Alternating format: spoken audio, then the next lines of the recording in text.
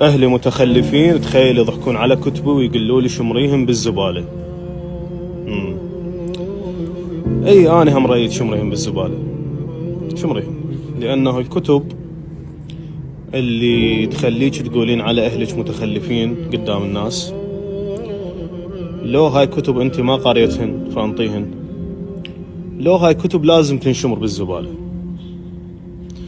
شوفي، يعني أنا ما ردت أجاوب هذا السؤال، لأنه أعرف أكو ناس راح تفهم إنه أنا جاي أسيء، وأكو ناس راح تلقاها فرصة إنه تبيع بطولات عليك وتكتب لك محاضرات بالتعليقات. أتمنى ما يصير هذا الشيء، بس هو كلام يعني الوجه الله. ابن سينا بطفولته، ابن سينا بعظمته طفولته كان مشاكس من كان طفل، لأنه كان ذكي.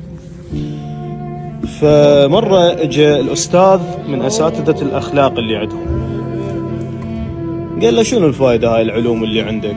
شوف هاي الجوزة البيدي أنت ما تقدر تحسب مساحتها، أنا أعرف، أنا أحسن منك. الأستاذ قال له إن احتياجك لإصلاح أخلاقك أكثر من احتياجي لمعرفة مساحة الجوزة. الثقافة مو دائما يربطوها بالأخلاق، يقول لك عادي مثقف ما مؤدب مو مشكلة، ولكن إذا أردنا نمشي بالطريق الصحيح بالقراءة بالمعرفة بالتعلم، لازم نفتهم شغلة، إنه المعرفة اللي ما تخلينا نتأدب قدام نفسنا وقدام الآخرين خلينا نفكر إنه نغيرها أفضل. المعرفة اللي ما تخلينا نتواضع، اللي ما تخلينا نثقل، نبدلها أفضل، نعوفها. الإمام علي عليه السلام يقول كلما زاد أدب الرجل، العفو، كلما زاد علم الرجل زاد أدبه. ليش؟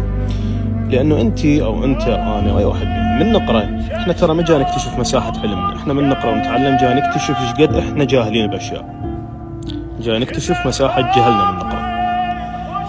فأنا حبيت أحكي عن المشكلة اللي عندك مو عن المشكلة اللي عند أهلك. أما فيما يتعلق بأهلك، فإذا أنت القارئة الوحيدة بنصهم، فكري إنه هذا دورك، شلون راح تخليهم يغيرون نظرتهم للإنسان اللي يقرأ. لا تغلطين عليهم قدام العالم.